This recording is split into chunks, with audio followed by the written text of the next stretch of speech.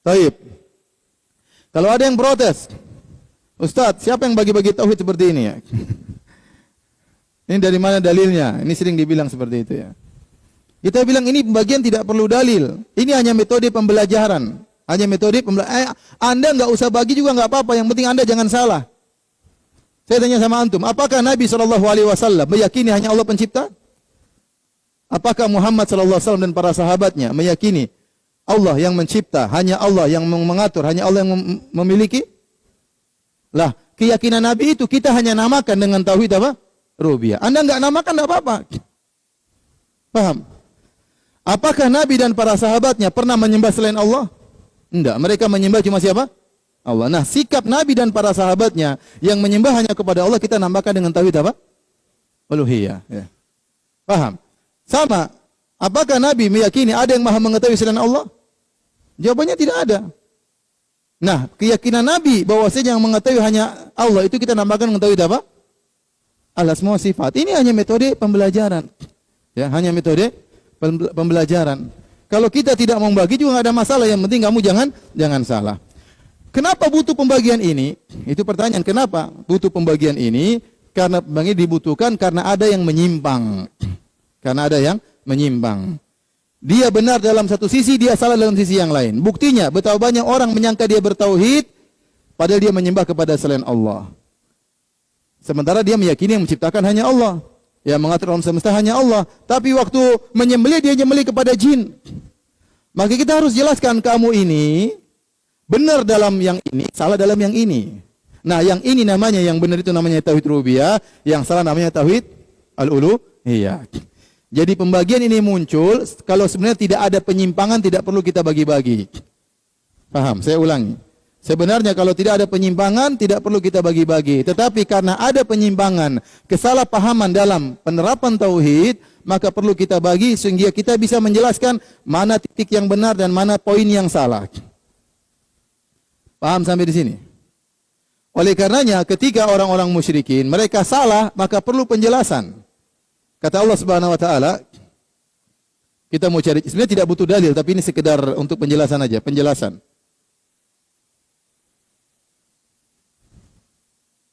Pertama, pembagian perlu karena apa? Karena ada penyimpangan. Allah berfirman tentang orang musyrikin, wa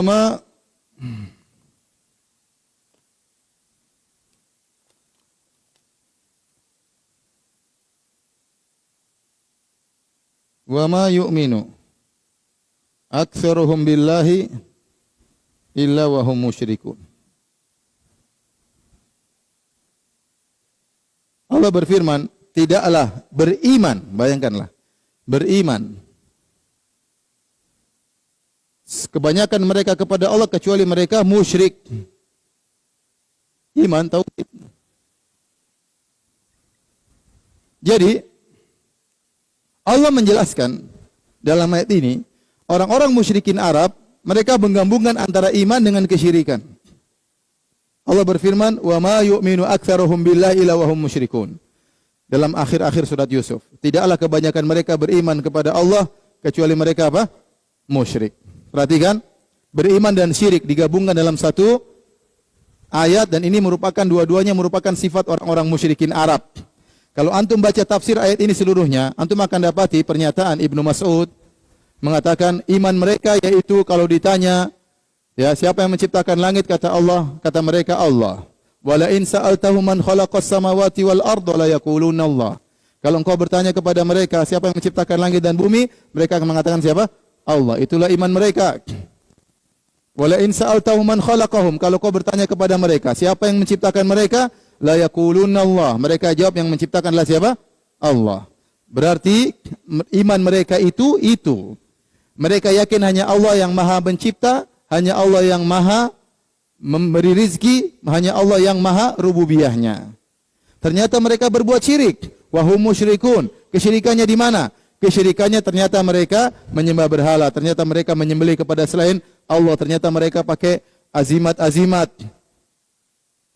Ternyata mereka berdoa kepada selain Allah Subhanahu wa taala. Maka dengan ini butuh pembagian.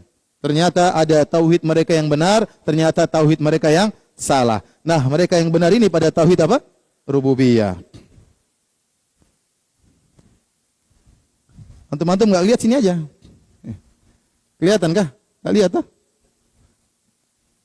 Kasihan nanti menghayal aja, salah menghayal bahaya. Yang bisa pindah sini aja. Yang bisa pindah sini. Ini bait tauhid apa?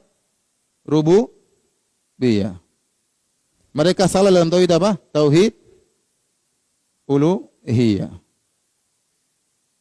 Nah, karena ada kesalahan dari orang musyrikin, maka Allah membagi. Ya. Allah membagi, Allah ingatkan kalian benar dalam tauhid rububiyah, kalian salah dalam tauhid uluhiyah. Maka Allah sering berdalil dengan tauhid rububiyah untuk membantah mereka yang salah dalam tauhid uluhiyah. Makanya Allah mengatakan, "Ailahun ma'allah." Siapa yang beri rezeki, siapa yang menciptakan kalian? Apakah ada sembahan selain Allah? Kalau kalian tahu yang menciptakan hanya Allah, beri rezeki hanya, kenapa kalian menyembah selain Allah? Itu sering. Ya. Ya. Ya ayyuhan nasu ubudu rabbakumul ladzi khalaqakum wal ladzina min qablikum la'allakum tattaqun.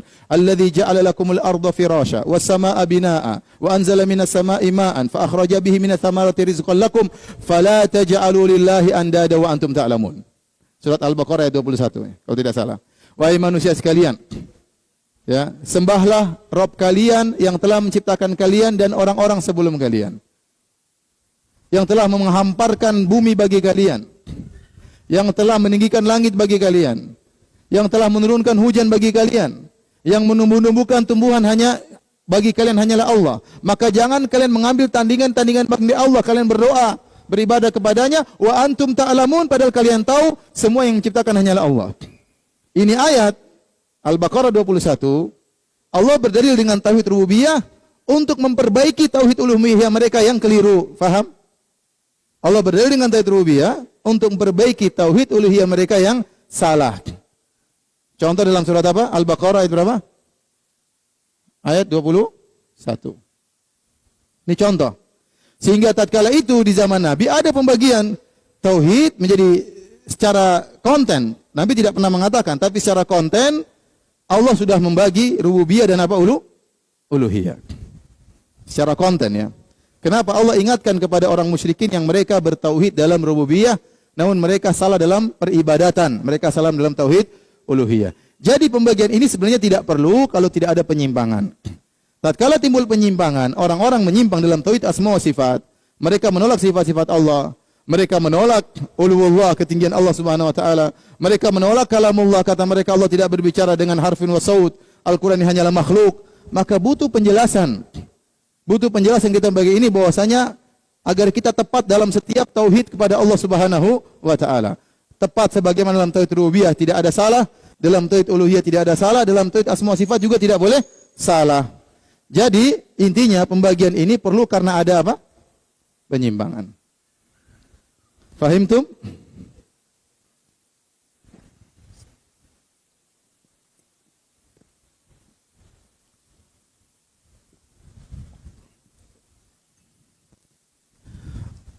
Taib. Dalil yang kedua, ya. Ini hanya apa? Metode pembelajaran.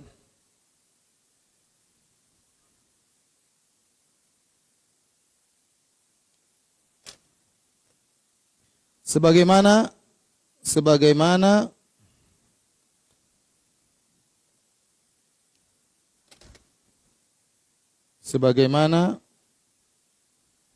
hukum dibagi menjadi 5. Bagi menjadi 5. Sebagaimana kata dalam bahasa Arab dibagi menjadi 3. Ini cuma metode pembelajaran. Kalau kita dalam bahasa Arab kita namanya isim, fi'il, harfun. Ada namanya isim, ada namanya kata kerja, kata benda, kata kerja, huruf. Nabi juga tidak pernah bagi-bagi seperti ini. Contoh masalah fikih, Nabi tidak pernah bagi hukum fikih ada wajib, ada sunnah, ada mubah, ada makruh, ada haram. Siapa yang bagi? Orang belakangan. Kenapa dibagi? Supaya tidak ada kerancuan. Jangan disangka setiap perintah Nabi semuanya wajib. Jangan disangka setiap larangan Nabi semuanya haram. Maka perlulah pembagian para ulama menjelaskan. Tidak semua yang diperintah oleh Nabi wajib otomatis. Ada wajib, ada sunnah. Bahkan ada yang mubah. Al-amr ba'dal hazar, perintah setelah larangan bisa jadi mubah. Tidak semua perintah otomatis jadi wajib. Nah, untuk itu adakan pembagian. Dibagilah namanya wajib, mandub atau sunnah, kemudian mubah. Ya, kemudian setelah itu pembagian lagi yang namanya makruh, yang namanya apa? Haram. Apakah Nabi pernah bagi-bagi seperti itu? Tidak pernah. Bolehkah pembagian tersebut? Boleh atau tidak? Boleh. Untuk apa? Metode pembelajaran. Paham? Metode pembelajaran. Yang ketiga,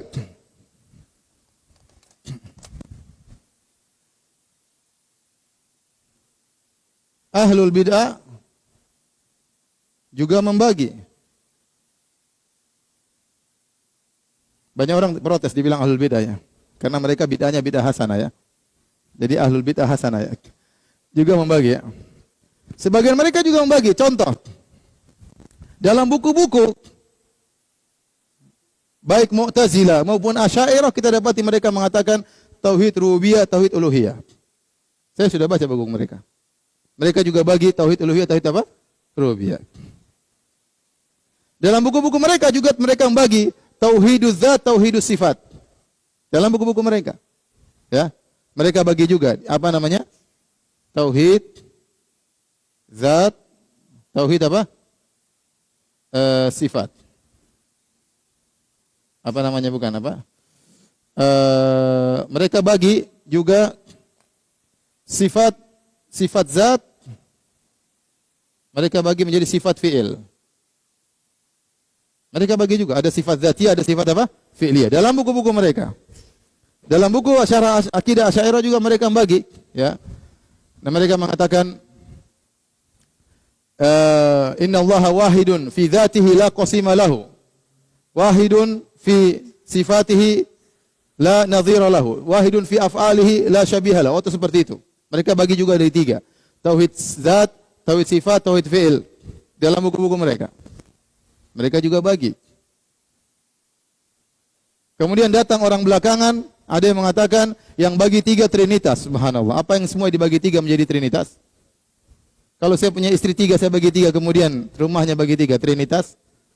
Sepertinya, apa hubungannya trinitas dengan ini? Orang bagi kata menjadi tiga, trinitas. Tidak nyambung ya. Tapi sering dipakai oleh mereka. Lihat, bahwasanya orang-orang sunnah itu sama seperti orang Nasara, sama-sama ya taslis, sama-sama apa? Trinitas. Apa hubungannya, akhi? Jadi kalau bantah yang ilmiah, jangan bantah seperti itu, enggak nyambung ya. Hanya menipu orang-orang awam. Ya. Paham? Jadi inilah sekedar kita punya wacana bahwa bagian ini hanyalah sekedar metode pembelajaran. Anda tidak membagi juga enggak ada masalah. Yang penting kontennya benar. Yang penting Anda jangan menyimpang dalam tauhid uluhiyah, jangan menyimpang dalam rububiyah, jangan menyimpang dalam tauhid asma sifat. Kenapa mereka begitu mengingkari bagian ini? Karena ini awal dari penjelasan penyimpangan mereka. Saya ulangi. Kenapa mereka begitu benci dengan bagian ini? Karena pembagian ini adalah metode awal untuk menjelaskan penyimpangan apa? Mereka. Mereka tidak mau kalau orang minta di kuburan dikatakan musyrik, mereka enggak mau. Kita tidak bisa menjelaskan dengan gamblang kalau kita kecuali dengan menjelaskan pembagian ini. Paham? Betapa banyak orang merasa tidak musyrik kecuali kalau pindah agama. Tapi kalau dia minta-minta kepada penghuni kubur dia tidak merasa musyrik. Kalau dia potong kambing buat jin dia tidak merasa musyrik. Saya sholat kok, saya haji kok, iya Anda musyrik. Kenapa musyrik? Ya kita jelaskan, Anda musyrik dalam tauhid apa? Uluhiyah. Dalam rububiyah Anda benar. Paham? Jadi saya ulangi, kenapa mereka benci bagian ini? Karena ini adalah awal dari penjelasan untuk menjelaskan penyimpangan mereka. Taib? Masih paham? Silakan dicatat. Direnungkan, yang tidak paham tanya. Ya.